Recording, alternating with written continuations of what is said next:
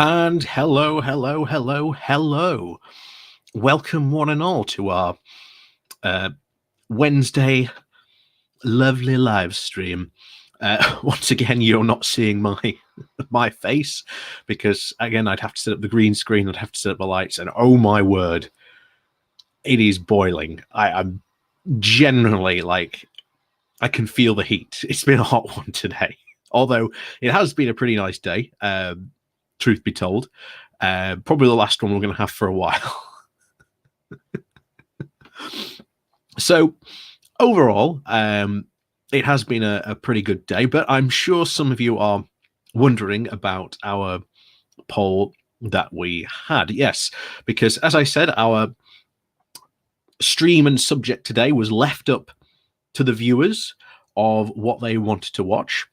So I put up a load of Brexiteers that we'd covered, as well as Mousy Tooley. I think that's how you say him, but we haven't covered him yet. We also put GB News on as well. But shocking enough, the wild card one. So, like I say, so this was voted on by my patrons, by the Patreon. So you can blame them, depending on how this will actually turn out. So the winner of this poll is not GB News, but don't worry, we'll be covering them first because I really wanted to cover this. Because I've said before about me not covering culture war stuff. But I think this is just, it sums up GB News, and I've really wanted to cover them, to be honest, at some point this week. So I thought that we'd kick off our Wednesday live stream covering GB News. But, of course, the winner of our poll on Patreon for who to cover tonight was none other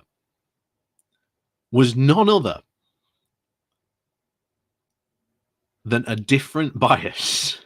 Yes, Phil over a different bias was our wild card tonight for tonight's stream.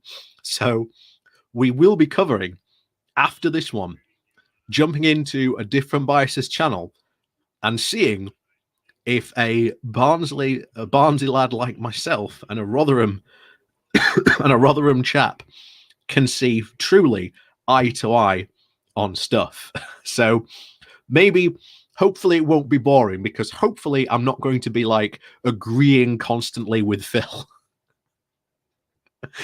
Because that to be honest was my fear. And like I say, he was put on as a wild card to see what would happen. So I think it might be interesting, and we'll see how it goes. To be honest, we'll see how it goes. If we get to the point where I'm just constantly agreeing with Phil, then maybe we'll just jump back into some more GB News madness, because oh my, they are truly being very prodigious with their uploading. Since their launch, I think they've pretty much averaging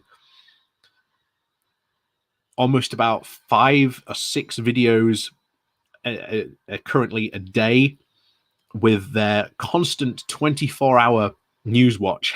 But so yeah, this is going to be interesting. Like I say, we're going to be covering a different bias later on, but as I said to you before, we are going to come up with some good stuff. We are going to come up with some very, very good stuff today from Andrew and his wonderful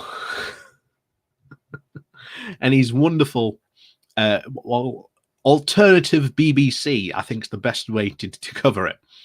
So before we do start this, I will have to apologize, not for myself for the sound issues. These are the sound issues you are about to hear of a fully professional news outfit. And the money that has been thrown at GB News, the fact that they can't seem to get decent sound is rather shocking. And remember, this was from their launch event. This is from their launch event, this video. So you'd think that if you're going to launch a major media platform that is going to be on TV of non-stop rolling news 24 hours a day, you'd think the first thing you'd probably put some money in are probably going to be the sound. So I do warn you already about the potential sound issues going into this. Like I say, this is GB News. This is not me. This is entirely on them. So let's jump into the video. Woke Watch. What on earth is happening at the National Trust? Now, on tonight's Woke Watch. Oh, I do apologise. I do apologise. That's I do apologise. That sent my ears into a bit of a tizzy. So I'm gonna have to turn the sound down on this video because it's see if that's better. What on earth is happening at the National Trust? Like I say, the amount of money that's been put into GB News, how on earth have they not had a test run to check if the sound was working? Because it sounds absolutely awful. It sounds absolutely awful. Think of the National Trust and you imagine aristocratic mansions and sprawling country parks where you can take the family for rambles and ice creams, an essentially conservative institution committed to preserving the past for the benefit of the present.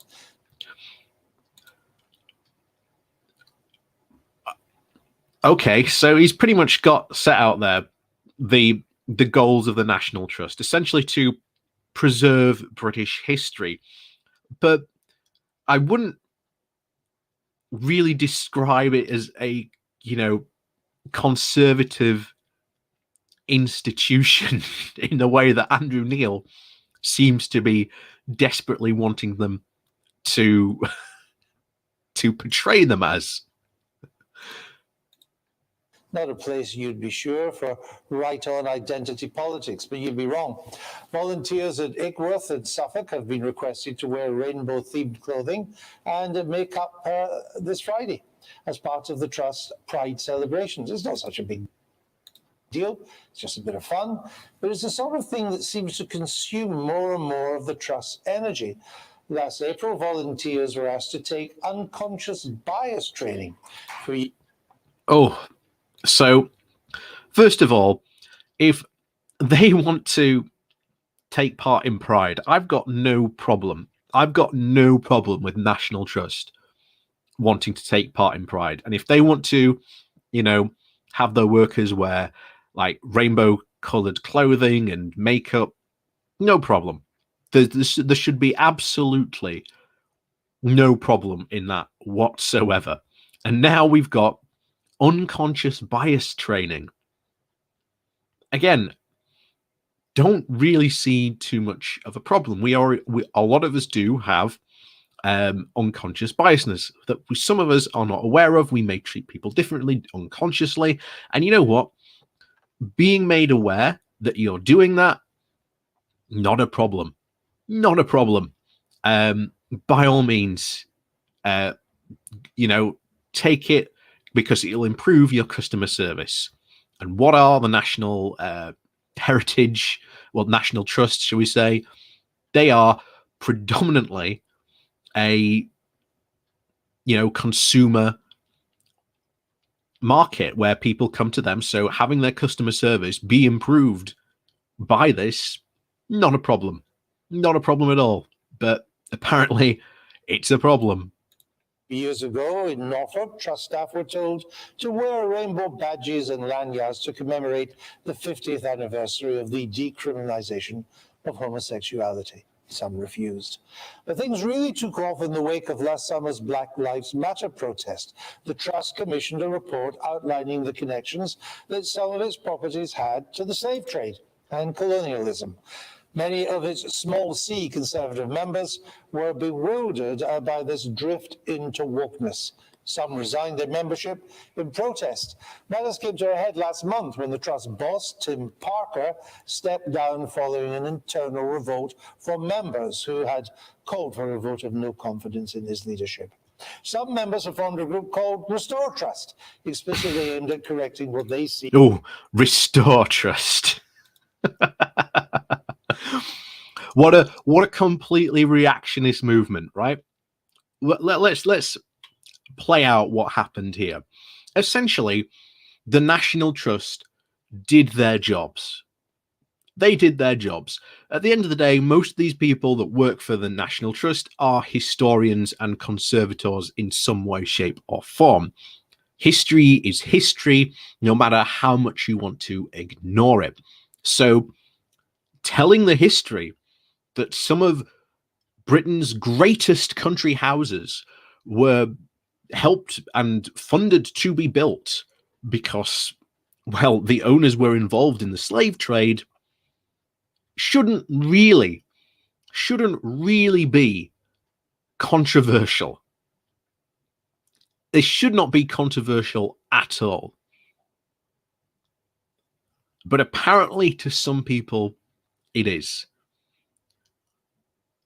But as I've said a lot of times before, this is the level that we've got to in Britain, where we are worrying about the National Trust. None of this makes sense at all, but hey, keep on going, keep on going, my friends, have at it. See as this unnecessary move into woke politics.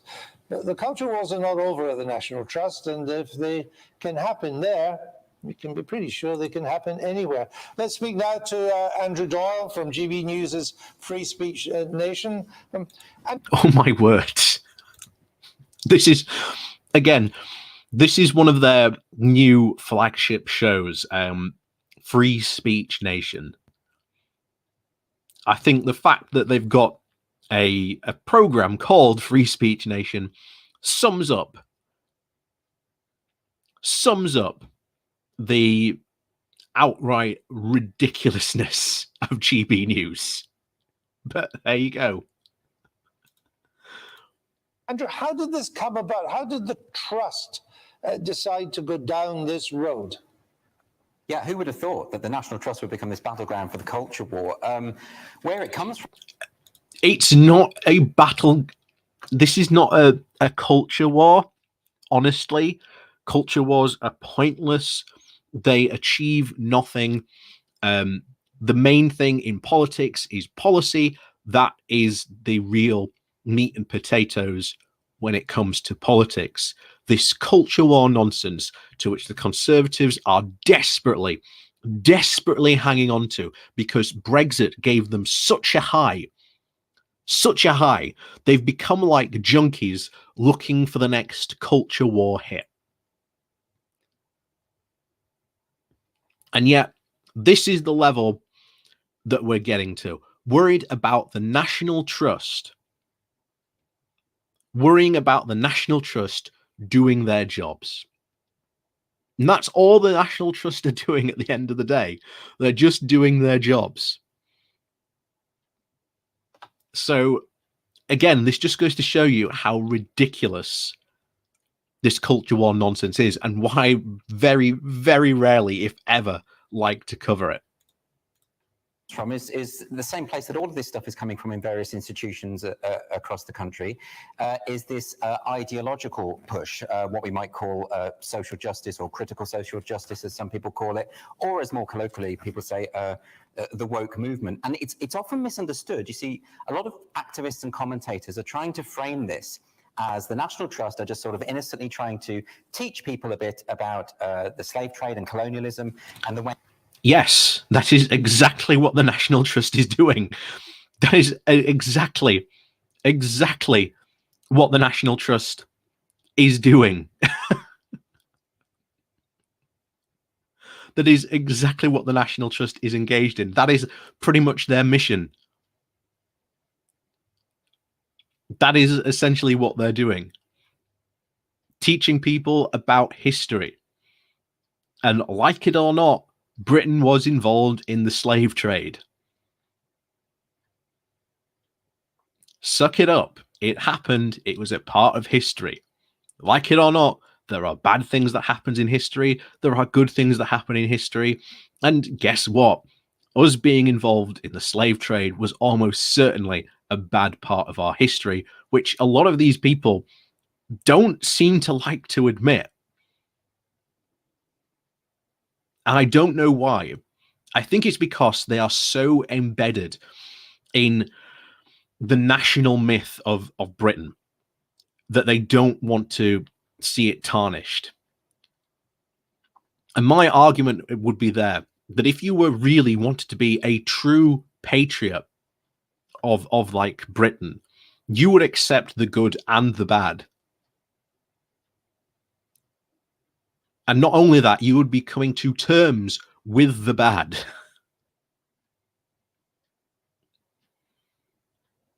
But right now, what we are witnessing is the reactionary result of this.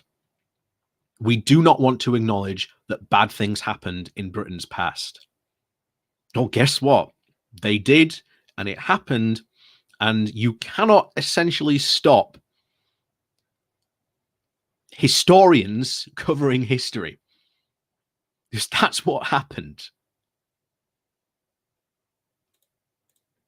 Way in which the former owners of the properties had some kind of complicity in that, and that you've got all these fusty old conservatives who just want to whitewash the past and pretend that the empire was all wonderful and that Britain never did anything bad. That's not what's going on here. No, it's exactly what is going on. It's exactly what is going on. The National Trust have done nothing wrong here. It is the Conservatives that have flipped out over how dare they bring up the fact that some of Britain's most famous properties were helped, funded, and being built by owners who were involved in the slave trade.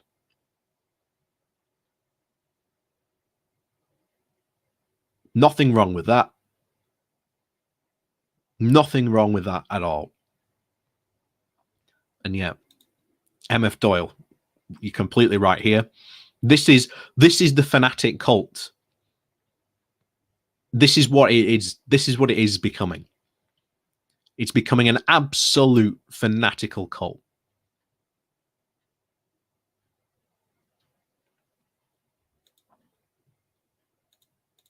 At all. Everyone knows that a lot of these properties date from the high point of empire. Everybody knows that a lot of these rich people were incredibly exploitative. I mean, even the properties themselves are designed as an expression of power. That's why you get this grandeur and all these acres of property. That's the whole. But a lot of people don't. That's the thing. A lot of people don't. And one of the objectives of this project, which the National Trust were involved in, was to bring this to light. Because if you've been to some of these properties before, you will notice that there is nothing.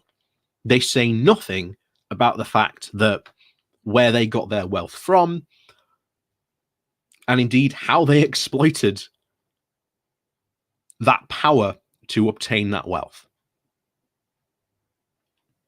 And this is what the Conservatives and these reactionaries are now so upset at, that we dare mention that so-and-so who owned this, magnificent house was involved in the slave trade. How dare we mention that? How dare we bring this to the table? But that's exactly what happened.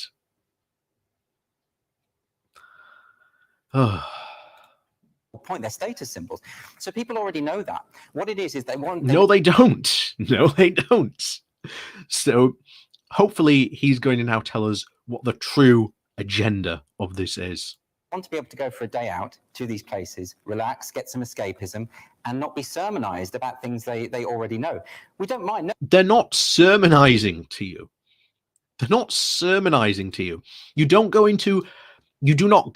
into like a museum and then there's suddenly someone emerges from the dark corners of the museum and just goes, did you know about the terrible things that this happened? Do you know how bad you should feel for being British because of this object or because of this thing that happened? Feel bad. No. No. No. This isn't what happens, but in their crazy conservative world, you know, it's around the next corner. You never know what might be woke person might be lurking in your museum. Ooh, beware. Nobody minds about education about Britain's past. I think that's actually really important. You know, if the National Trust want to put this, then why are you making such a fuss over this? Honestly, if you do not mind about education, why are you making such a fuss over this? plays up, which give information about the people who used to own the properties. And it would be, in fact, very strange if they omitted information, if for instance, the owner of the property made money out of the slave trade and drove that money into the property, then of course that should be mentioned, and it would be. Then why are we having this conversation? Why are we having this conversation? Why on earth? Why on earth is this having to be brought up in Parliament? Why on earth are we having to have this conversation? If everything you've just said that you do not have a problem with, then there's no need for this conversation. You do not need to make, quite frankly, how long is this video, this talk, a 5-minute talk about your problems with the National Trust, because apparently you've just said you agree with everything the National Trust is doing. Strange way to go about this. Be weird if it wasn't. So what we're talking about isn't people who don't want to be educated, who aren't interested. They just want it. They just don't want it to be at their day out when they're just going for a walk with the family in peaceful gardens.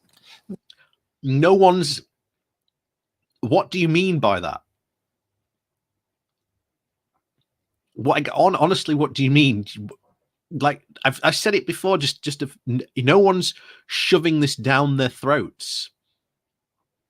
No one's sermonizing to these people walking around the gardens. There are not people hiding in the bushes in the National Trust properties waiting to jump out at you and said, "Did you know this property's connection to slavery?" That's not what's happening, but this is what they think's happening. And it's embarrassing.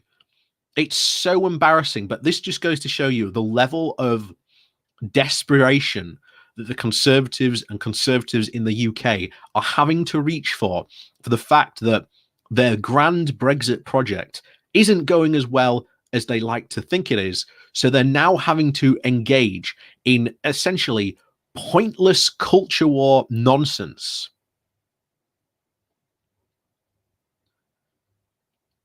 Pointless culture war nonsense to even bring it up in Parliament.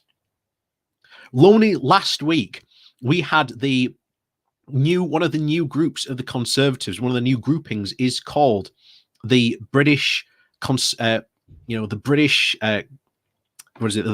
Culture Conservation Group. And their aim is to be against all this anti-woke stuff, to a point where they released a manifesto in the style of Britannia Unchained. And it had about 80 plus essays written by all these conservatives desperate to stand out because, there aren't enough seats and aren't enough goodies to be handed out by Boris and his in the Parliament now, because there's too many Conservatives to hand out goodies to. So you've got to try and find a way to stand out. So they wrote these pointless articles that essentially amount to basically complaining about the fact that we're having to be told about Britain's past.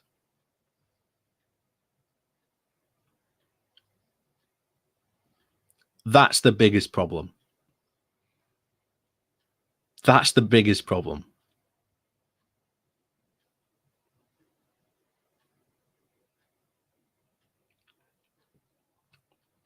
So, Thomas Bell.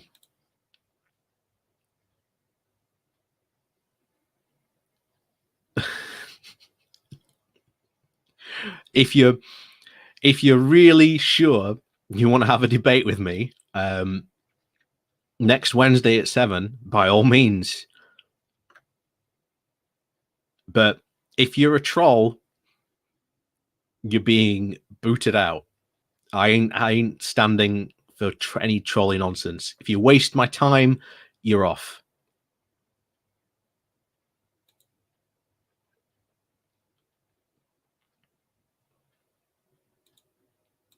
The resignation of the boss, which happened last month at the National Trust, that hasn't entirely ended hostilities, has it? No, and to be fair, Tim Parker and the National Trust has said that he didn't step down because of that pressure. But what we do know is the faction called Restore Trust had planned to... Which is absolutely... I cannot believe these people were so concerned. I cannot believe that these people were so concerned that they made another organization called Restore Trust, because they were so pearl clutching at the notion that the National Trust did their jobs and talked about history.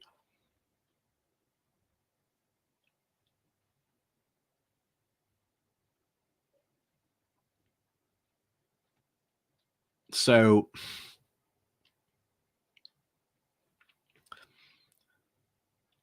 that's it. This is just so ridiculous. I cannot believe the reaction to this, but it's just so pointless, where we are sitting in a country where just last week the extensions on being booted out of evictions, that's it, the extensions on evictions was not extended, and now over 400,000 families are at risk. Instead, this is what we got. This is the woke nonsense that they are peddling. It is pointless. It distracts from the real issues. And it's all an attempt to try and get people to not realize what's really going on.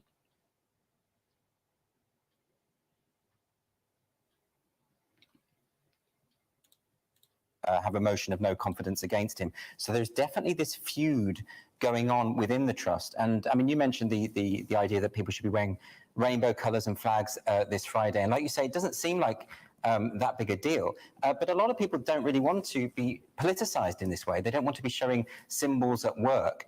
I mean, if we take the rainbow flag, for instance, we've had, as of yesterday, in fact, the NHS in Scotland, staff members are expected to wear to sign a pledge saying that they support the LGBT community, and they're expected to wear a badge to signify this. Now, a lot of this has come from...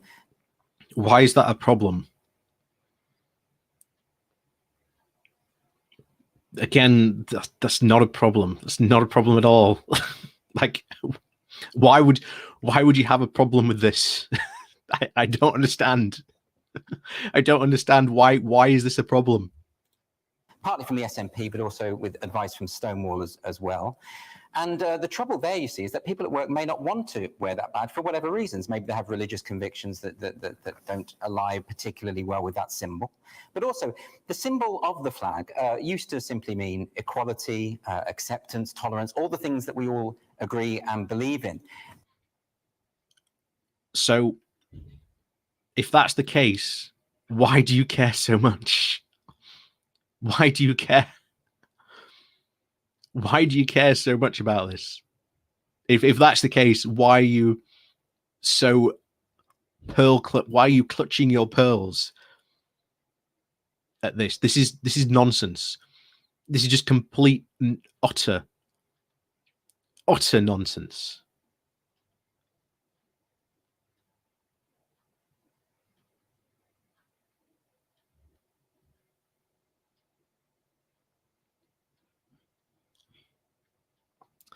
So our Brexiteers still in chat. So Thomas, if you want to, if you do want to have a debate next week, follow me on Twitter, DM me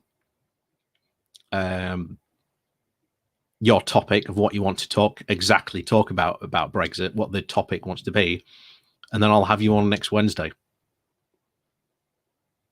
But I'm warning you now, if you're a troll or you do anything like that, you're off straight away. I'm gonna absolutely not take kindly to any nonsense like that.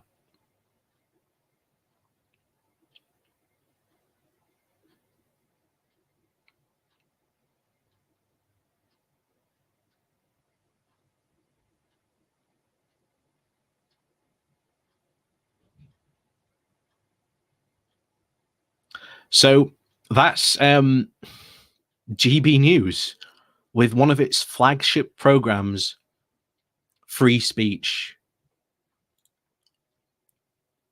the Free Speech Nation, of Free Speech Watch. Hundreds of thousands of pounds that could have been spent,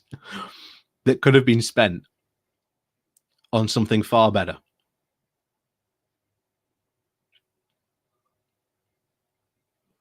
But there you go.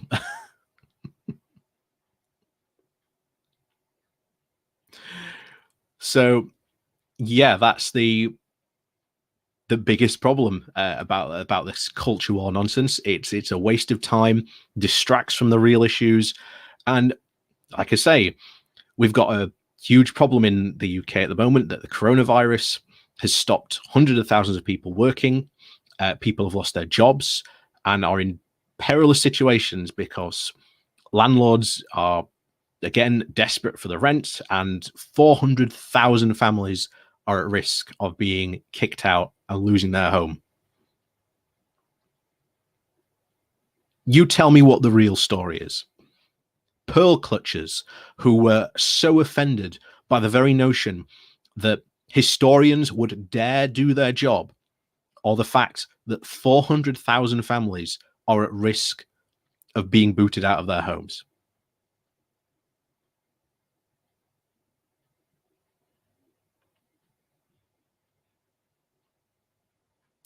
You tell me which, honestly, which is the news story.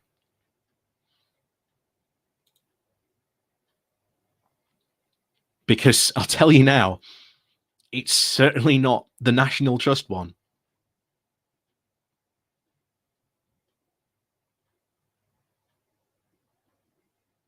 I'll tell you now, it's not this culture war nonsense. And Sarah Jessica Farter, again, you are right. This has been a direct import from America, and more specifically from the Trump times. But this is the level that the Conservatives are stooping to be able to do this. But there you go. So anyway, as I said, like I say, the poll that we had on our Patreon was a load of Brexiteers and then one wild card. And like I say, that wild card was indeed Phil from a different bias. And like I say, I put him there as a wild card just to see what would happen. I didn't actually expect it to win, but here we are. Here we are. So I'm not sure how interesting this will be, because like I said, me and Phil are probably going to agree on a lot of these topics.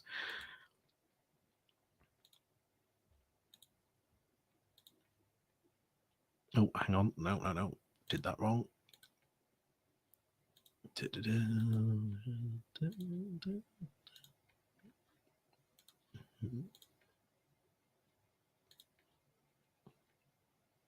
Here we go. So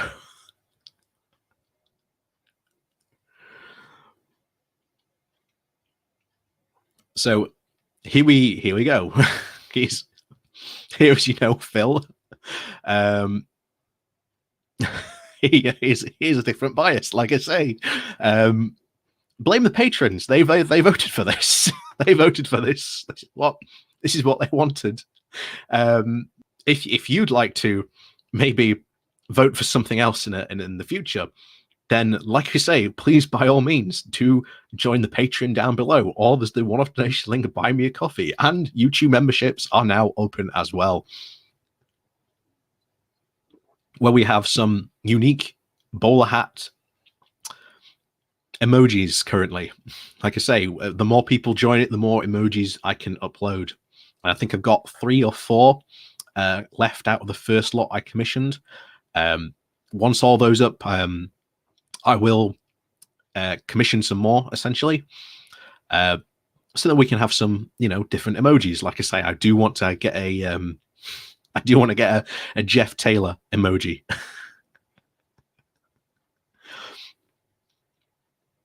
But yes, this is obviously Phil of a different bias. Like I say, we are both very, very anti-Brexit, very obviously not Tory people. I'm not sure whether we'd say we're both socialists, dare I say it. I'm not sure what he would politically describe himself as. So like I say, this might be literally a lot of me just letting Phil play out the video. Like I say, I don't know what else I would add. But like I say, a lot of people wanted this. So like I say, blame the patrons on this one. So,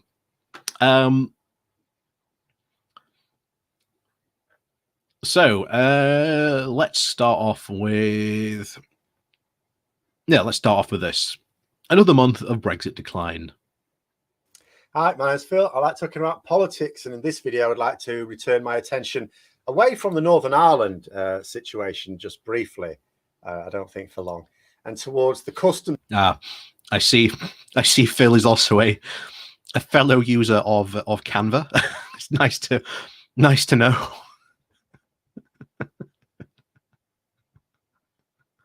Nice to know that. Nice to know that he's also a fellow Canva user. Yeah, dude. He does need.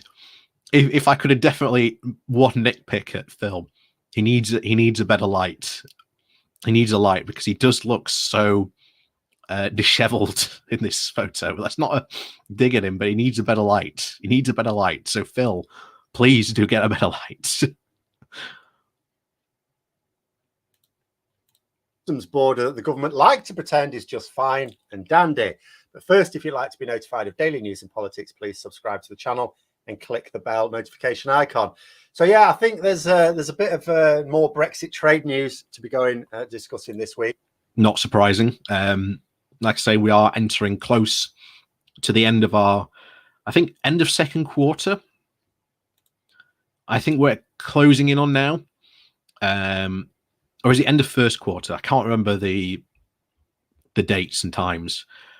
But I'm almost sure at the fact of end of the first to second quarter, and already, the numbers aren't looking good. The numbers are certainly not looking good. But we had at the end of last week some more trade data. We're up to April now. So we'll discuss that. I will keep discussing that while it seems relevant. Thing to remember is we have 2 types of Brexit customs border, and therefore. So the other thing as well, trade data can take a long time to gather. It's not normally until about April that we normally get the full results of like what happened last year.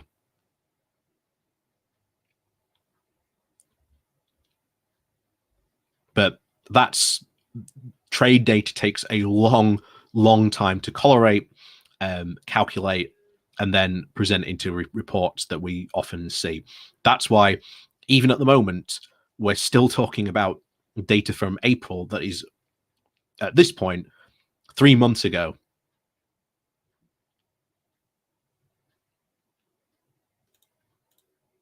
Two types of Brexit trade we need to consider, neither of which existed before this nonsense. We've got one customs border inside the UK between Britain and Northern Ireland, which Boris Johnson continues to deny that he had any idea about, even though there are recordings of him discussing the very consequences he now claims to know nothing about. But there are all... Oh yeah, that's another thing as well. I was hoping there might be a video about this because I wanted to talk about the new Cummings revelations, because he released a load of texts. I don't know if you've seen them, where he calls Matt Hancock doormat, which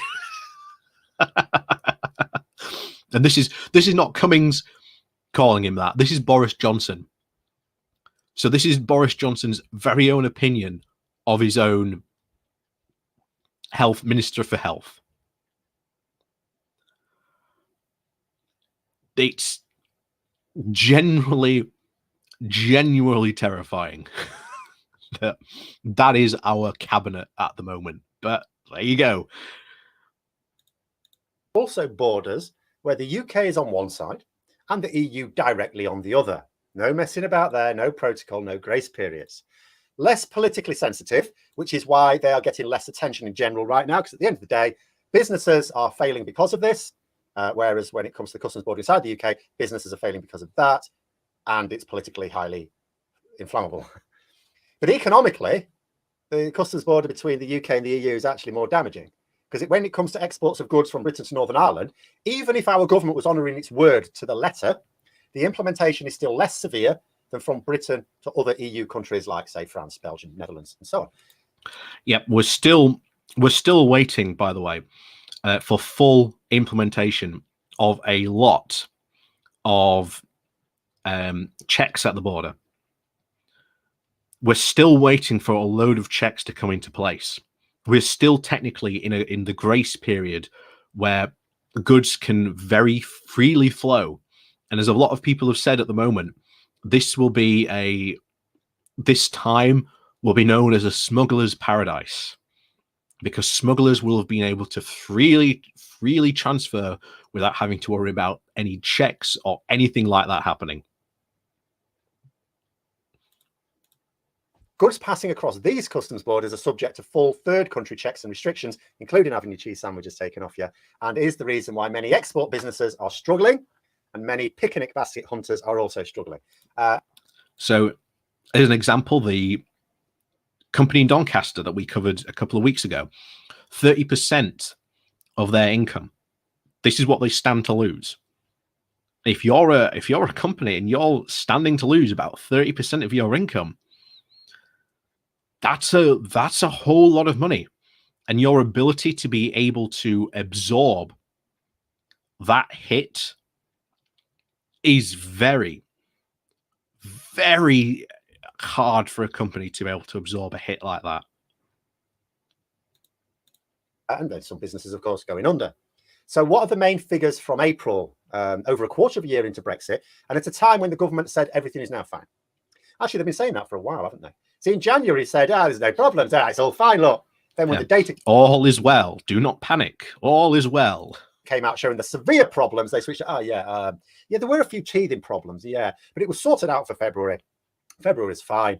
Then the data came out for February, and it was, there were a few problems still being worked out, but it was sort of sorted by the end of February. March was fine.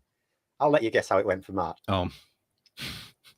Yeah, like I say, all the figures, if you've been keeping up with this, all these trade figures have been absolutely awful.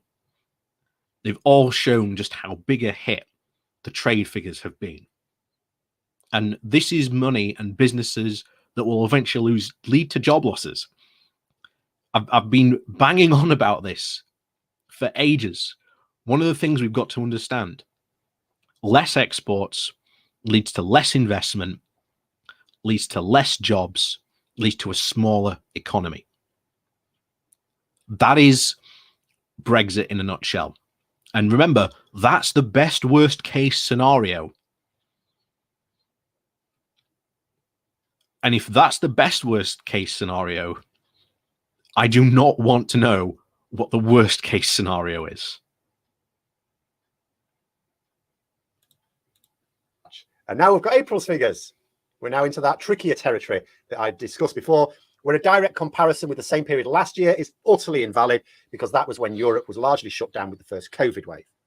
Even the ONS, the Office for National Statistics, who works on these trade figures, they've put in bold in their report, it's not a valid comparison. They're stupid to do that comparison. And they have suggested we compare with 2018, which they describe as the last stable year when neither Brexit nor COVID were buggering about with things. Yep. This is, like I say, these numbers, as they get worse and worse throughout the year, is going to be something very interesting for the government to go and interestingly talk about. Oh yes, the other thing, by the way, from the new Cummings revelations, Boris Johnson has said that he does intend to go. So what I've suspected for quite some time is that the Conservatives will not let Boris go because of the coronavirus. I suspect that if the coronavirus hadn't played its hand, I highly suspect Boris would be long gone or well on his way out. Because according to Cummings, Boris literally cannot wait to leave and go and make a sack of cash being an ex-prime minister. So there you go. Boris Johnson, man of the people. Of course, you could also argue this makes it impossible to compare our current trading data at all, because there's a straight up comparison in export numbers. Absolutely. Comparing with 2018 has a few issues. We're not stable now. So even if we wanted to be really fair, comparing it to 2018, because that was stable when we're not now, not really. Also, inflation means that real terms trade can be down, but trade figures can look up when you compare to 3 years ago. And this indeed has created an issue with that comparison. But, you know, the Office for National Statistics has sort of worked around that. But, you know, less objective people can fiddle the stats on this. Really, the main comparisons are going to need to be made in a year or two when there is no pandemic excuse. You know, when we're in a year where the pandemic has no impact and the previous year the pandemic had no impact, so you've got that year-on-year comparison. Yeah. How lucky have the Brexiteers actually been that COVID turned up? Because honestly, they now get at least a year or two of free reign to be able to say that it's not Brexit that's the problem with our economy, that it's essentially COVID. And they will run with that. And they will run with that completely.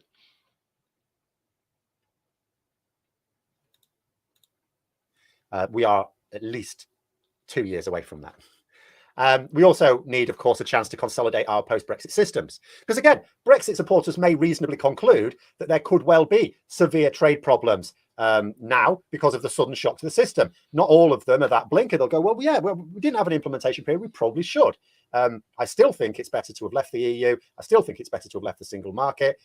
But we did it really suddenly. But that's going to improve with time as we adjust. You know, in the same way that Northern Irish businesses will inevitably adjust over time by shifting supply lines southwards rather than eastwards. Again, nice excuse they've got there. Very, very nice excuse they've got there. Adjustments will happen, of course. The key question is, will the net effect be a larger economy, a smaller economy, or will it stay the same? Same sized economy, but more of This is what I've been saying, what I just said earlier. The best worst case scenario leads to Britain having a smaller economy. And the knock-on effect is less jobs, less investment. and especially trying to recover from a pandemic that has caused so much economical damage to this country, is going to be incredibly hard. Incredibly hard. That sovereignty that somehow means we get less freedom to do things that we used to take for granted. That sovereignty. At the end of the day, we clearly. Oh, but remember, under 35s can now travel to Australia to work. Hooray! But you know, you've just lost your massive freedoms you lost with all those far closer 27 different countries, which would probably be far more economically better and more possible for a lot more people than having to fly to Australia. Because if I'm remember correctly, hang on, let's type this out. Right. Australia from the UK price. So a cheap flight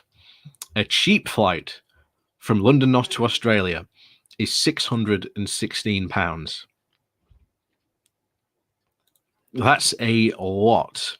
That is a lot of money for what you might consider a traditional worker who might normally have gone to work in the EU to pay out. That is a lot of money. Because you're looking to get what? To get to the EU? I'm pretty sure, again, if you went with a budget airline, you might get between £100, £150.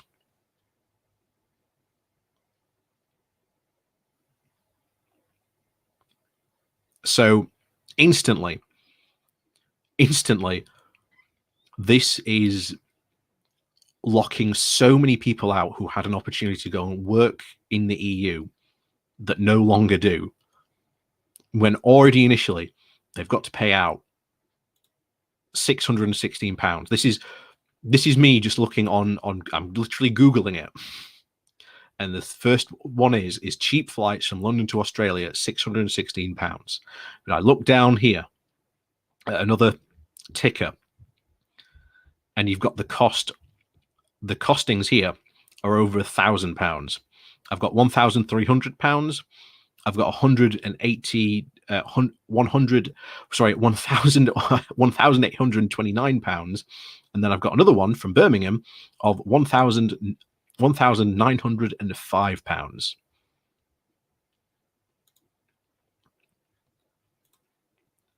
So immediately,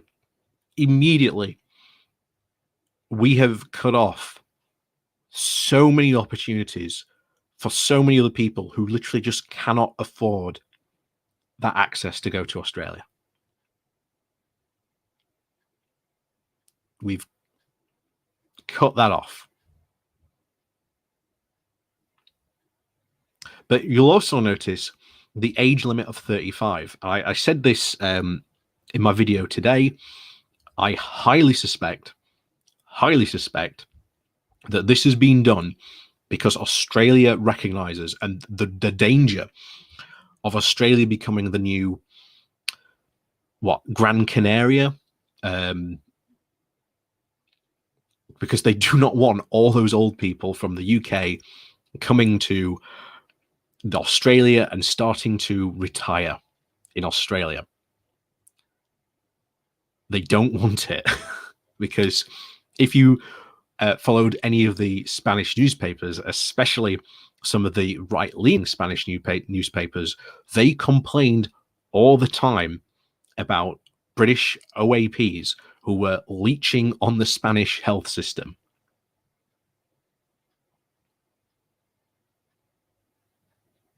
So there is an immediate danger there that the Australians saw off very quickly. And by the way, from what we have also heard, we thought there was going to be a 15-year time lapse to dropping tariffs to zero. from what we've heard from Australia, the Australian government in Canberra, guess what? Apparently there is no time limit on this. Apparently there will be 0 tariffs right from the get-go. That will cause farmers in the UK to go bust. Have Brexit impacting our exports? How could we not? We now have more paperwork. That costs money. A lot more paperwork, in fact. Companies exporting small shipments also have transport problems. There's more transport problems to discuss as well. Lumping them together with other smaller shipments on lorries, so-called cabotage, which was the solution before, is not so straightforward now, because a single small shipment whose paperwork is not up to snuff could lead to a delay of weeks for the hundreds of other shipments. Logistics companies are not keen on doing this, and certainly the 499. Yeah. Lots of logistic companies are now ultimately stopping small shipments, because this is leading to some small companies having to pay upwards of big fines of about £1,000, if not more, for these shipments. And a small company suddenly being landed a fine of £1,000 of trying to send a product which might only be worth 30, which, if you take into the markup, let's say they might be making what, £15?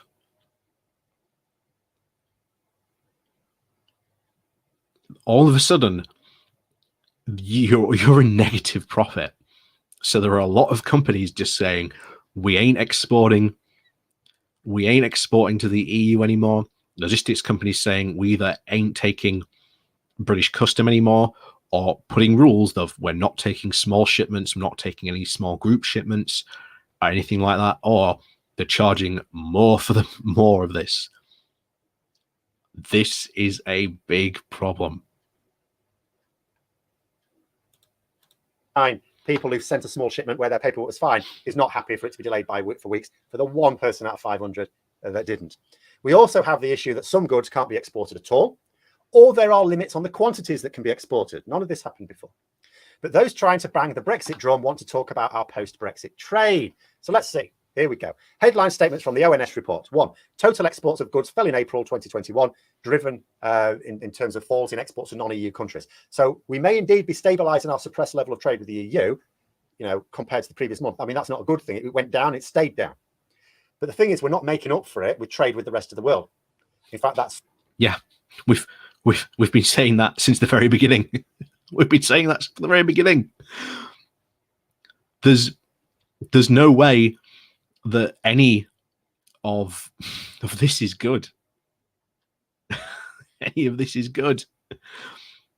But there you go. Suffered further decline in April. Second one, UK car production was up from 2020, when obviously manufacturing was largely shut down, but 42.9% down compared with the 5-year average. 43% down on the 5-year average. Yep, because car companies in the UK are assembled using just-in-time delivery systems. Us being out of the single market and customs unions means that the British car plants in the UK can no longer be part of that just-in-time delivery system. Don't give me that crap about Nissan. 43% lower levels of production compared to 2018.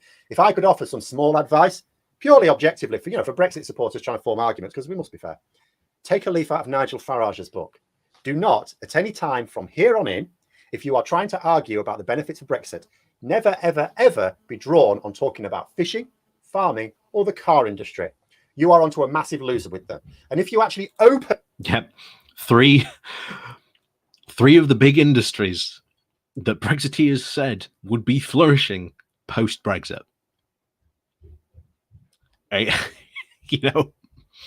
This would be funny if this was not going to cause so much harm and so much damage to so many lives throughout all of the UK. But that's the situation we're in, guys. This is the delusions that we've built up to in this country. By discussing any of these things without being prompted, you really don't know what you're doing. Third thing, exports down compared to the same period in 2018, but imports increased. That suggests we're more reliant on imports, but we're not actually selling as much. The quarter leading up to April also saw both exports and imports. Yeah, and that's not good either. That's not good either, because we're having to rely ever more on exports. Go down compared to 2018. But like I say, we might have expected some COVID impact, even if we didn't have Brexit on top of it. But nonetheless, it's a story of exports being down, which is how we sell. I mentioned a couple of days ago, there was a pro-Brexit paper trying to claim that the figures showed Brexit growth based on this report.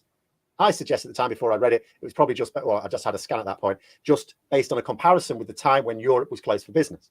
And sure enough, that's what they've tried to do. But the actual report makes clear that our post-Brexit... Yeah, that doesn't surprise me. That does not surprise me.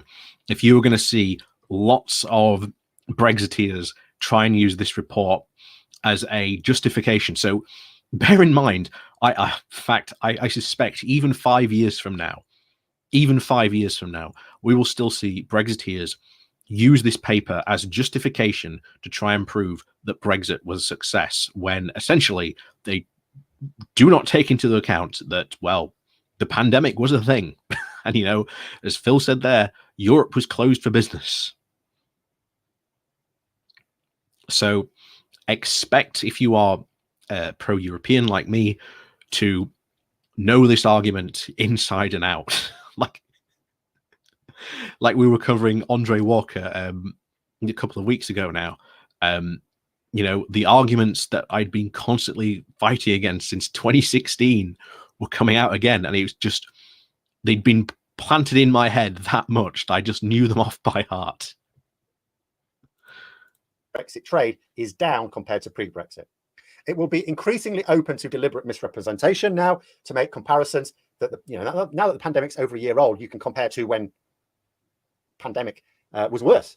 I'll keep throwing out my own comments on it, of course, but there are two overriding things to bear in mind. One, there will never be a point where our trade actually grows based on a pre-Brexit equivalent period. How could it? How can you improve trade with more trade barriers? Yep, that's true. Like I say, I'm going to be loving to see the Brexiteers try and squirm out of this. And not just with the EU. The non-EU trade deals that we are arranging are also effectively creating trade barriers, because they're not as good as the ones we had inside the EU. This is why the government's own assessment talks about maybe a 0.1% boost to our economy. And even that is based on no deal at all, not what we had in the EU. And also 0.1% with intolerance, that could actually be a negative boost. And given that they're almost certain to be massaging the stats to give the most optimistic outlook, I mean, that's what I would do. It very likely is a negative boost when the real figure. Yeah, another thing I've always said about this, I can guarantee you at the end of this year, there is going to be a paper released by the government to say how wonderful the first year of Brexit was. I can guarantee you, I would be willing to put money on that our government is going to do that. I can guarantee you the government will be stupid enough to release a document or some sort of paper to say, look how fantastic our first year of Brexit was. And then after that, they'll never release another one, because it will just be absolutely savaged by every single economist going.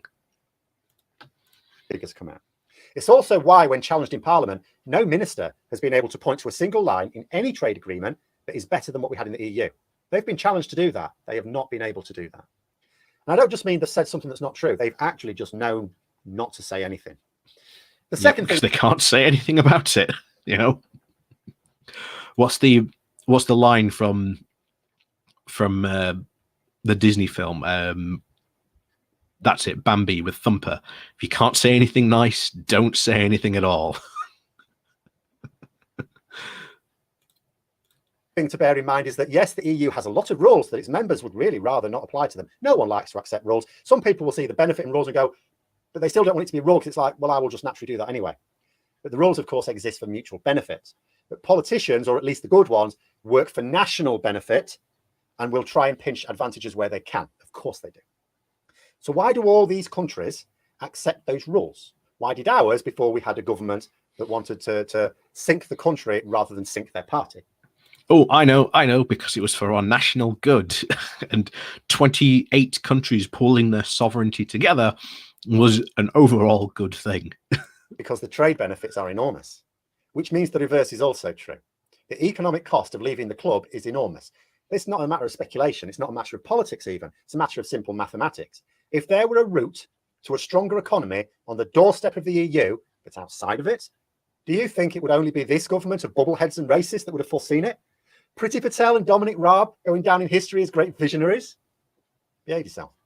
But those are my thoughts. Let me know your... But Phil, don't you know? Have you never read Britannia Unchained? Have you never read Britannia Unchained? Do you not know that that's what they consider themselves to be? The great luminaries of our economic times? You know, that's what they consider themselves to be. But that's where we are. It's literally where we are.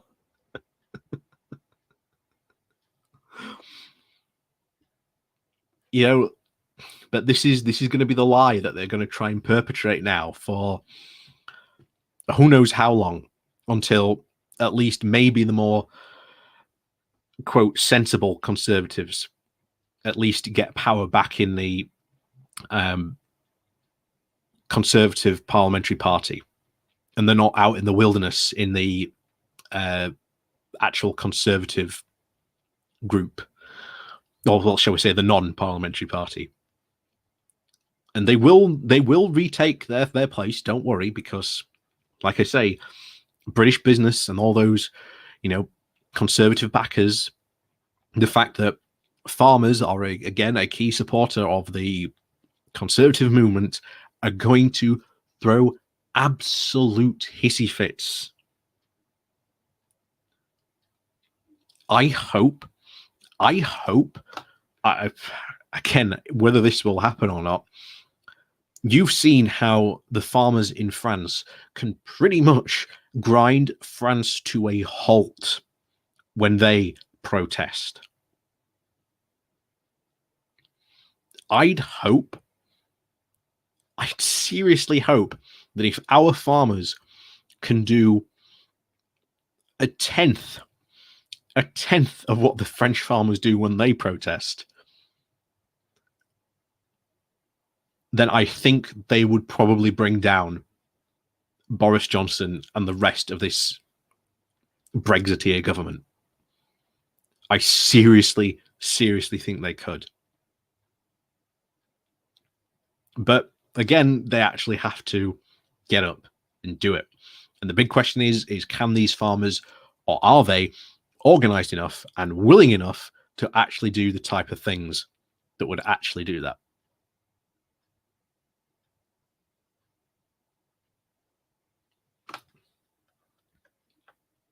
I like that. Yeah. We'll imprison them all so they have to learn how to play Sid Meier's Civilization right. That is a good one.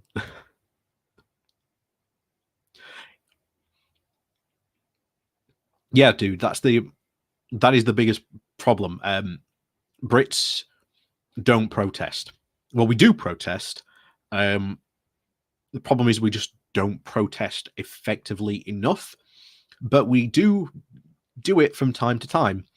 The most recent example you saw was the GCSE fiasco, which caused a complete government U-turn because all those new Brexit MPs up in the north in the Red Wall started getting letters written to them by their new constituents complaining about the fact that they're, you know, they were screwing over their children. So that's again, it can happen. It does happen from time to time. We do protest right sometimes. It's just a matter of doing it right.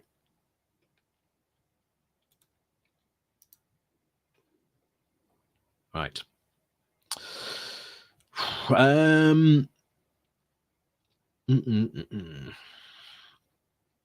Let's go with, yeah, tell you what, we'll go with the G7 stuff. All right, my name's Phil. So if you've seen my video on G7, and we'll get into it more on this, like I say, this is the biggest problem when you're covering someone who agrees, who you agree with.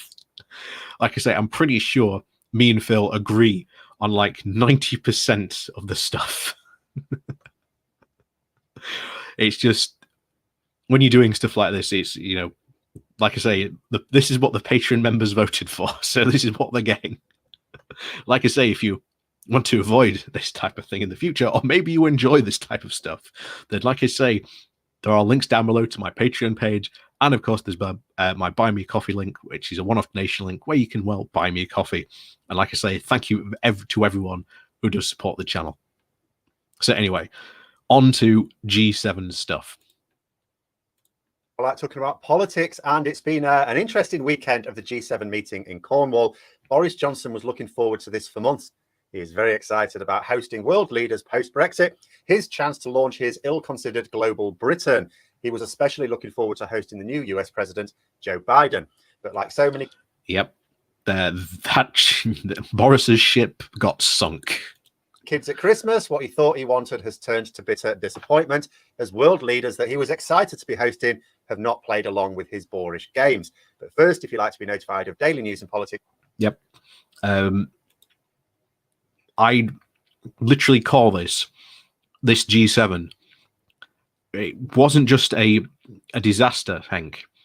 I'd say that this G7 will go down in history as being one of the biggest of Britain's diplomatic failures.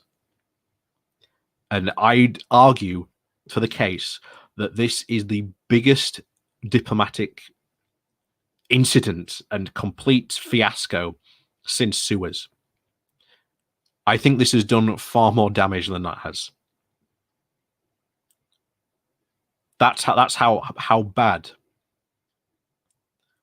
That's how bad I think this G7 has been. I do think that's how bad it's been. Please subscribe to the channel and click the bell notification icon. So let's kick off with President Biden's gift to Johnson. Now, these sort of diplomatic gifts can just be what they are. It's just something that, unites them in terms of their interests. Oh, yeah, he gave him a bike. But they can be rich with symbolism too. They can be given in a spirit of friendship or hyper-passive aggression. And the bike seems to have been the latter. See, I remember when the Queen last hosted President Trump. Other senior royals were simply refusing to speak to him. But the Queen obviously has no such choice. She had to talk to him. But yeah, she was the poor Queen. Poor Queen. A bit cunning. She was showing him around a few things and pointed to a horse statuette and asked him about it. He didn't recognize it at all. It took his wife to remind the orange one that that was actually the gift that Trump gave to Her Majesty when he visited previously. Yep. Again, a diplomatic faux pas, as they say. bit of a diplomatic faux pas. This was the Queen's way of showing up a boorish lout in a very diplomatic way. Has Biden done the same to our bag of custard with his gift of a bike? Well, the bag of custard, yeah. I can get behind that. Choice of a bicycle is benign enough. Johnson is a cyclist of sorts. And indeed, I seem to remember one of the few useful things he did as mayor of London was championing the increased use of cycles. Oh, yeah, Boris bikes. So I mean, actual Londoners can tell me how well it went, but it was certainly one of his things. And then you look at how it's decorated. See, on the helmet, there is an interlinked Union flag and stars and stripes. Lovely gesture of partnership, absolutely. But now look at the bike itself. See, on the frame, the Union flag is prominent. And it's not just prominent, it is the most prominent. There's nothing rude about the symbolism there. The Union flag, part of the design, is by far the most eye-catching part, and what you would still see even with a rider on it. But at the top of the frame, there is a design based on the American flag also, and then the EU flag, side by side. A gift from the US to the UK, and it includes the EU flag design on the frame. Yep. Now, why would that be? Because it's not like it contained designs for all of the flags of the G7, for example, that just so happened to have the EU, also had the Canadian flag. Yep. You'll notice none of the Brexiteers almost talked about this. I don't know if any other Brexiteers have actually talked about this. This is quite funny. And of course, this plays prominent role, of course, next to the European and American flag, showing that, well, Britain's no longer useful to the US, putting the special relationship in serious question. But that's the magic of that's the magic of the true magic of the diplomatic gift. No, none of that. There are 3 flag designs there: the UK, the US, and the EU. Now, you could be charitable and suggest it's a little hint that all 3 should work together for common cause. But when you are trying to be symbolic with diplomatic gifts, and this is clearly symbolic, after all, there's no throwaway, oh, let's just stick an EU flag on it. Should we stick the Canadian flag on it as well, or the Japanese? No.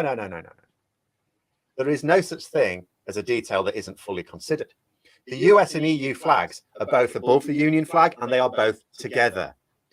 We are working together, the message screams out, and you seem to be separated from us. But this was a subtle message. There were also less subtle ones. Very doubtful that Boris took this to heart, by the way. It's very, very doubtful that Boris took this to heart. Presidents Macron and Biden held a short press conference outside where Macron welcomed America back into the fold. He welcomed the new US administration deciding to cooperate with the world. Biden was in full agreement. America was back, he said. He wasn't just a new president taking America in a different direction. He was clearly acknowledging that America had behaved poorly in the previous administration. The pro-Brexit media were complaining that as well as the leaders of all 7 G7 nations, the EU also had 2 leaders in attendance. Now, this is something that's always been the case. Always. Since it was the G8, this was the case. People seem to be unable, I certainly am unable, to find examples of these media complaining about this in the past. The complaints now are not born of a new hatred for the EU. They always had that. This is born of fear. Perhaps they know that Brexit is finished if people see just how damaging it is to the UK's international standing. They fear that the EU's influence is now greater than Britain's. It's not even. Yep, the EU's. This G7 summit certainly cemented it. This is why I think that it's easily the biggest diplomatic catastrophe since the Suez crisis. And in fact, I take this even further. I think this was a bigger diplomatic crisis since the Suez, because the Suez crisis essentially signaled to the world that Britain was no longer a superpower. After the Suez crisis, Britain lost all cred of being a superpower. And I think here, Britain once again has lost all credibility in being a player on the world stage. And just recently, we lost a court position on an international court. I can't remember which one it was, but that was again a very severe blow for a country that has aspirations, even in its name, calling itself Global Britain.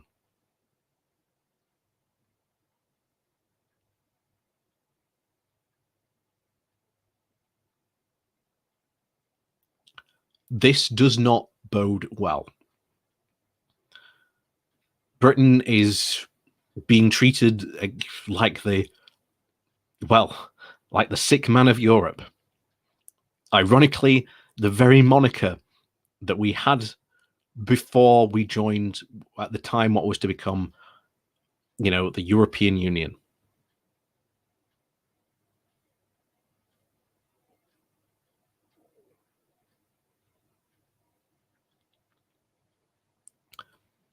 This is, like I say, in diplomatic scales, this was an absolute disaster. An absolute disaster. That's why I go as far as calling it a bigger diplomatic crisis than Suez, because it's just shown how little Britain truly is on the world stage. Even I was going to say a growing influence. I mean, I suppose it is in a way, but it's not even that it has been growing, because that influence has been there for a long time. Like I said, they've had these seats at the G7, even though that for decades, or for the 2 decades that these things have been going on. People should remember that the G7 has not always been the G7 either. It wasn't all that long ago that it was the G8. But the group is not like the EU. If a member wants to fly against its values, now there will, of course, be initial oh my word! Could you imagine? Could you imagine? Oh, could you imagine if next time it's not a G7 meeting, it's a G6, and the UK doesn't get invited? Can you imagine? Can you imagine for a second the absolute tantrum that the Brexiteers would throw? Like I say, this is why I think it's such a diplomatic disaster, because I think there is a very real case that we could just not get invited to the next G7 meeting. Well, G6 meeting. Or maybe another country takes our place.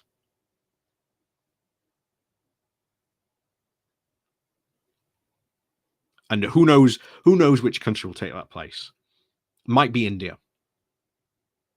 In fact, India would not probably be a bad call, to be honest, given its very fast rising economic status in the world.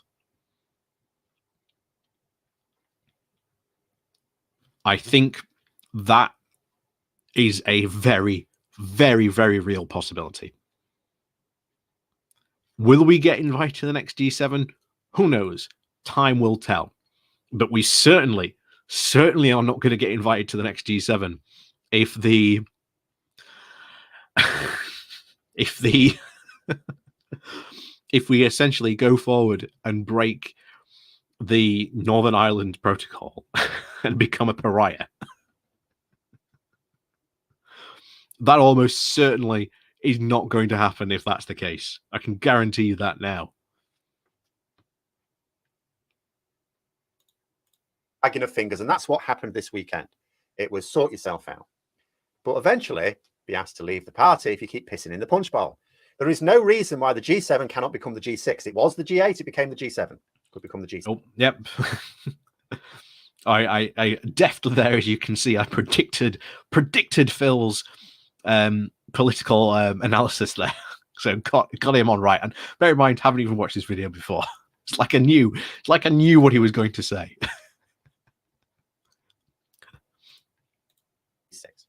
Not that the previously ejected government would be displeased with how things are going on without them. Putin will have been absolutely delighted that the remainder of the group are so at odds. This is why he sunk resources into Brexit. Disunity amongst his opponents is almost as good as a tangible win for his own side. There are still a lot of people that do not realise just how badly Brexit and our Brexit government are trashing our international standing. You know, I point out that for the first time, very recently, we've now lost our seat on the International Court of Justice, which is huge, massive ramification. Yep, that's the court seat I was talking about earlier, the International Court of Justice. And that it is right. It is a huge loss for a country that, again, has aspirations of calling itself Global Britain and setting forth a political agenda to call itself Global Britain. This is not a good start. And we are only 6 months in to this grand political project of Brexit. Already it's not going well. The numbers are down on trade. We're facing a very, very bad economic crisis. The recovery from COVID is not going to go well. But again, this will get blamed on COVID, not Brexit. And of course, the Brexiteers will do everything in their power to try and avoid somebody daring to blame Brexit. But these people are not exactly household names, so most of the public, it just passes them by. Other examples, similarly not on most people's radars, but ejection from the G7 would be noticed. Johnson knew that he needed to make this a success. Granted, he didn't need to make it a real success. He never thinks in terms of real success, only a good show. But remember, Yep, and Johnson did not put on a good show. remember how it started. Johnson said that he would not be disagreeing with Biden on anything. He just wanted the good photo opportunities. But did he really think he could just joke and smile his way through this? This is a meeting of world leaders. They are here to discuss serious issues of common interest. And was anyone surprised? Seriously, was anyone surprised about Johnson, the way Johnson acted? Acting literally like a child.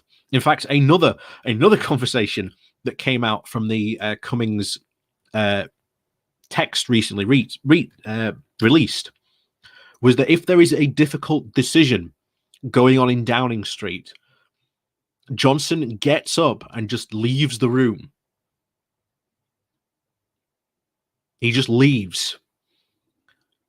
Imagine for a second a prime minister who might be at a G7 meeting involved in difficult diplomatic talks, either with Macron, Merkel, Biden, and imagine Boris just gets up and walks out.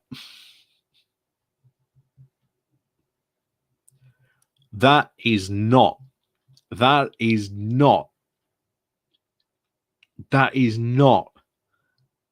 a way for a leader to behave. But we knew this was going to happen. We knew this was going to happen. If you are, again, a follower of British politics and you saw Johnson on his walkabouts as foreign secretary, then you know how bad he acted. You know that he was told by even British diplomats where he was in,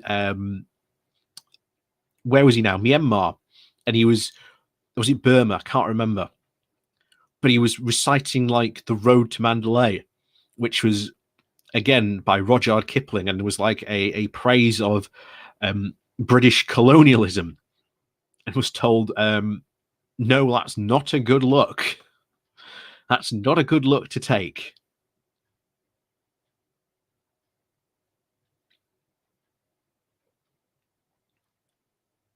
But there you go. There you go. That's our leader. And this is more than Donald Trump. I mean, if you were trying to describe who is the more damaging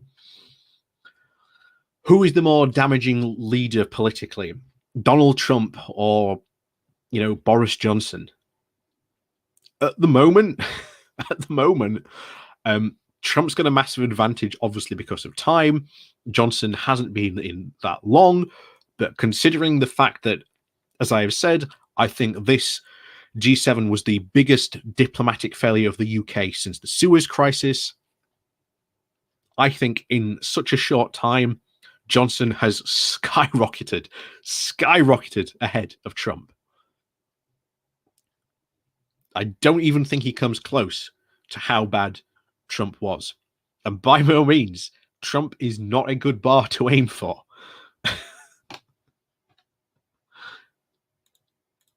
They understand that the world does not simply turn as it will, it's driven, directed. It's serious. This is serious stuff. But Johnson is not a serious leader. He thinks leadership is raising a glass of champagne and throwing out the odd quip. He is the classic drunken after-dinner speaker. That's all he's fit for, and it's what he'll end up doing when he's no longer a politician. Yep. A story, actually, by the way. I don't know if I've told this before, but brief story. My uncle had a friend who saw Boris at a dinner. He was the after-dinner speaker that was hired to speak at the event. And what Boris did was he started bumbling around, pretending that he'd forgotten his speech. So he was going around all the guests, doing all this embarrassing things, saying, "Oh, I've forgotten my speech. What should I mention? What should I talk about? And whatnot." And he stands up to do his speech. Everyone thinks he's going to be an absolute disaster, but he gives an actual passable speech. Now, move on another month, and my uncle's friends at another dinner, and lo and behold, who was there? It's Boris Johnson. And Boris Johnson does the exact same thing. Bumbles around saying, oh, he's forgotten his speech, asking the guests about what he should talk about, what he should mention, stuff like that. And the speech that he gave was almost identical, word for word, from the last speech he'd seen last month, just with some very slight changes. That is how Johnson operates. He is a showman, not a politician. He loves to put on a show, and he loves the applause afterwards. The problem is he doesn't like the work that comes with being the PM. That is why I fully believe Dominic Cummings' recent revelations that Boris Johnson is primed and literally chomping at the bit to leave. Because I think he just cannot stand being Prime Minister. Something to which he wanted so much. He just can't, doesn't like the pressure, doesn't like the work, doesn't like the fact that he has to make difficult decisions. And of course, being a Prime Minister, you have to make the difficult decisions. It's like he was simply not expecting leader after leader to be laying down the law for him on his international obligations. I wondered if it's been a bit like being a spoiled child. You have a birthday party and they think they can behave as badly as they like, and none of the guests are allowed to object because, you know, it's their party, it's their day. But this isn't a party. I said some time ago, when Johnson announced for the second time his intention to refuse to comply with his own Northern Ireland Protocol. We really should change the name. Maybe this is what's confusing for him. Maybe we shouldn't call it the Northern Ireland Protocol. Maybe we should call it the Boris Johnson Protocol, because he negotiated it. Well, David Frost negotiated it on behalf of Boris Johnson. Boris Johnson. Yep, and Boris Johnson sold it. He said it was the best deal there was. Was the one who sold it to the country. Should call it the Boris Johnson Protocol. You know, and I said that he's going to need it sorting before the G7, or he's going to get mugged. His grand global show is going to descend into acrimony. So I actually genuinely thought to myself, he was just doing it he was just doing it to make a big show. He'd get some concessions, which were already going on behind the lines anyway. And then he would come back and say, we've won this concession from the EU, which was stuff they were happy to do anyway, and sell it as a win. And we could just keep going on this endless cycle. I genuinely thought that would happen. It's very wrong. He didn't sort it out. He didn't. And the proceedings did descend into rancor. The other leaders were not. Yep. No one was willing to play second fiddle to Boris Johnson, quite frankly. No one wanted to be his well,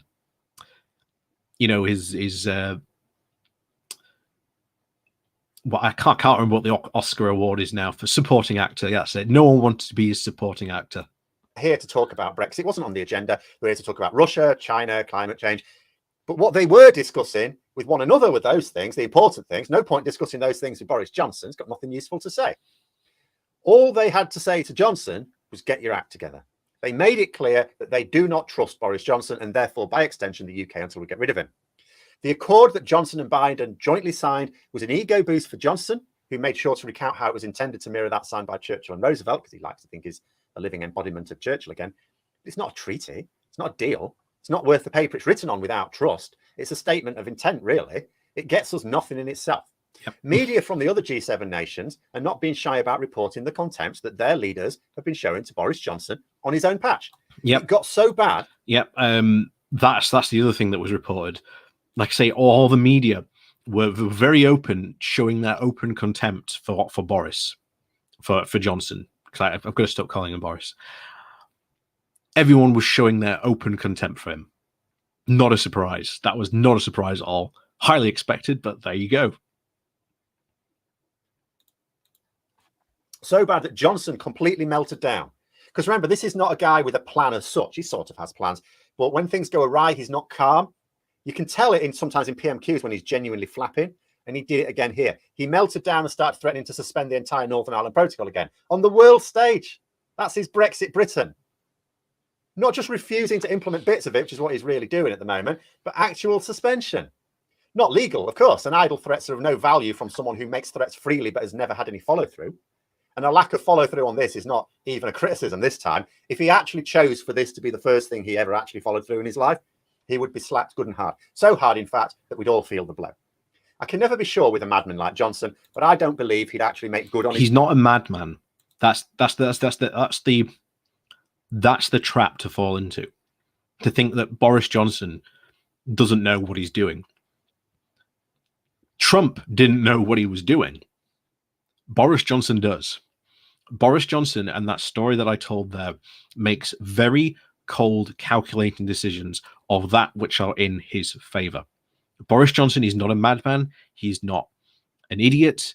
He knows exactly what he is doing.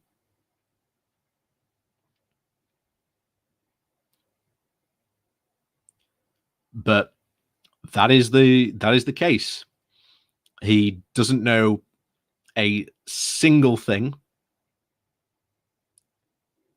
about how to actually act like a leader. He just thinks that if I act this way, I'll get the applause. At the end of the day, that is what Johnson wants.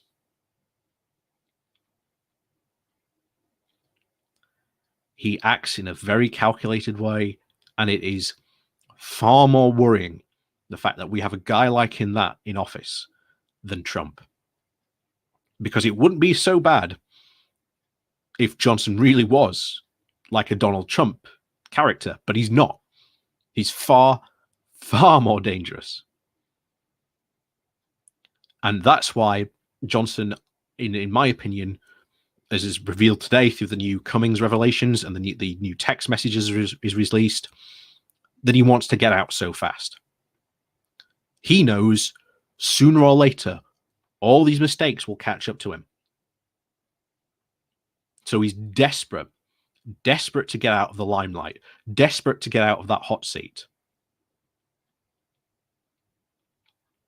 Like I say, a lot of people have when I've talked about, the next general election, people are so worried about Johnson being, untouchable and unwinnable.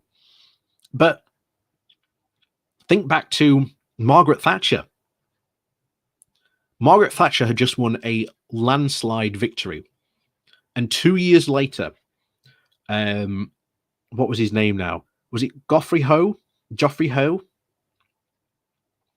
A MP that no one had ever heard of, except they knew he was in the cabinet, stood up in Parliament and resigned, and talking about how Margaret Thatcher was such a bully. And it all just cascaded. And it took her out.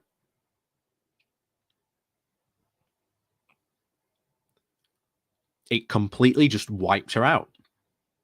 So this idea that, oh, Johnson's untouchable, he can't be beat. That's exactly the same type of stuff people were saying about Margaret Thatcher back then. Hence why I think he's so desperate to get out. I really do think he's desperate to get out.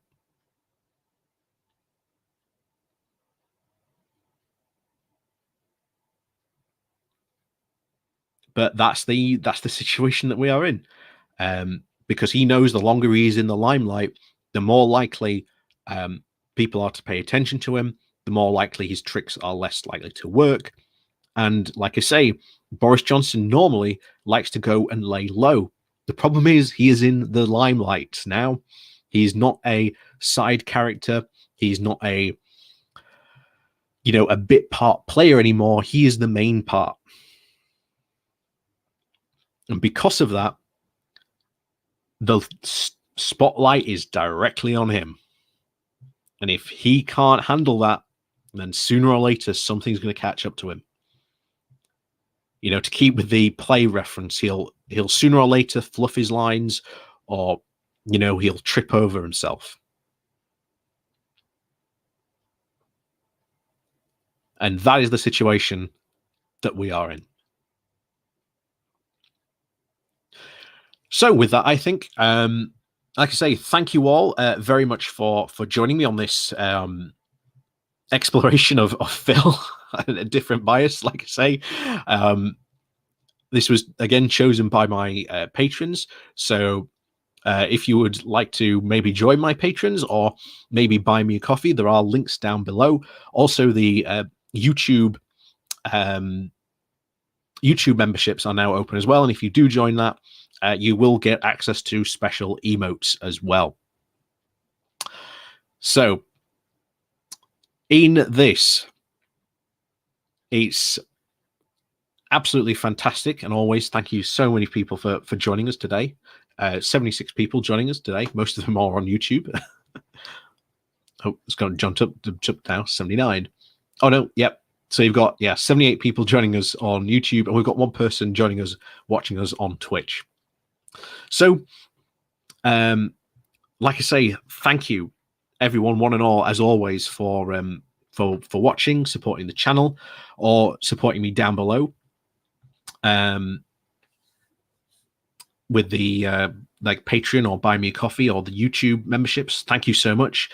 Your support means so much more. It means we can do more stuff, get better equipment, eventually sort it all out, and, you know, power on through to, again, have good political analysis. Because I think, just like in America, we need more lefty commentators. So like I say, please do go and support independent media commentators like myself, and of course Phil. Max is out there as well. All Shorts is out there as well. Like I say, please do support us, because we need to fight back against essentially the nonsense that is happening in this country. And like I say, we do somewhat have an effect. And like I say, Phil's got a big reach, Max has got a big reach now. Hopefully, you know, I've gone over 10k now, so hopefully I'll start to build on that more and have a bigger reach myself, because again, I like to talk about policy, because again, that's the real meat, bread and butter in these types of things. And again, as I said before, our start video, talking about culture politics is pointless. It doesn't affect anyone's lives. It doesn't make anyone's lives better talking about nonsense culture war stuff. What we should be talking about is policy.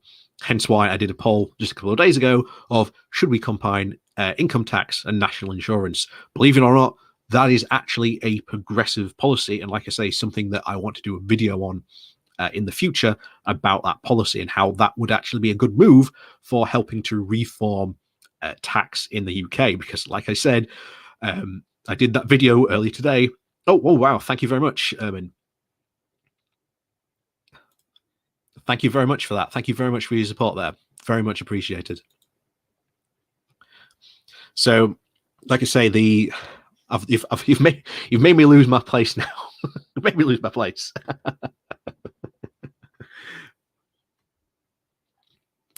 So one of the big, I forgot where I was now. Tell you what, I'm always, thing is, talking about tax is boring. That's it. Talking about tax is really boring. And like I say, my video I did this afternoon has only had about 800 or so views. So I know tax might seem like a really boring topic, but honestly, if we are to get into power and push for progressive policies, then tax is a topic we have to talk about. We have to tackle this topic. And I know talking about tax and all that type of stuff can be quite boring. It's not as, shall we say, as sexy as talking about Brexit. But there you go. There you go. And like I say, thank you everyone for watching. Oh, thank you very much, Helen, for your support there. Thank you very much. Like I say, thank you for all the support you do show me on this channel. Like I say, don't worry, dude. Even if you just click the like and share button, that helps out the channel so much, because it gets more eyes on the video. So, and thank you to the people who do, like I say, who do buy me a coffee or support me on Patreon, or, you know, drop me a super chat, or as in this case, a super sticker every so often. Like I say, it helps so much. But like I say, I'm terrible at ending videos. So as always, thank you everyone for watching so much. Your support means the absolute world to me. So as always, thanks for watching, and we'll see you all next time.